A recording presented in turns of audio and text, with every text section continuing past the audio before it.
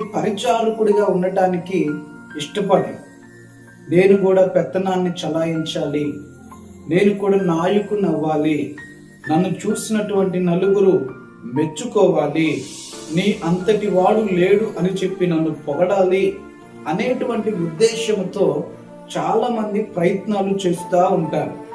అయితే లేఖనాలు ఏమని సెలవిస్తాయంటే, ఎవడైతే గొప్పవాడిగా ఉండాలని కోరుకుంటాడో వాడు మొదట పరిచారకుడిగా ఉండాలి, పరిచర్యలో ఉండాలి, పరిచర్య యొక్క అనుభవాలలో పెరగాలి, ఆ పరిచర్యలో కూడా నమ్మకస్తుడిగా ఉండాలి.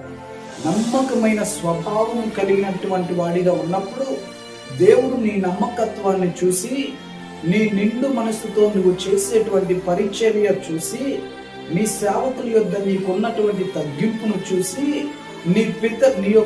నీతో పాటు ఉన్న ఇతరులతో నీకున్నటువంటి దీనత్వాన్ని చూసి, రానున్న రోజుల్లో దేవుడు ఒక దినాన్ని నీ కొరకు సిద్ధపరిచి ఆ రోజు నిన్ను ఆశీర్వదించి అనేక మంది నిన్ను మీ వైపు చూసేవారిగా ప్రభు చేస్తాడు.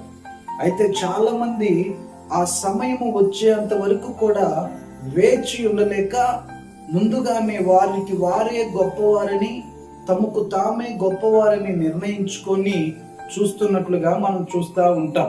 సంఘాలలో పెత్తనాలు కోరుకునేటువంటి వారు, సంఘాలలో నాయకత్వాన్ని కోరుకునేటువంటి వారు లేకపోలేదు. నేను ఒక విషయాన్ని మీతో చెప్తానండి. సంఘంలో మోషేతో, ఇశ్రాయేలు ప్రజల్ని నడిపిస్తున్నటువంటి మోషేతో విరోధముగా ఒక వ్యక్తి లేచాడు.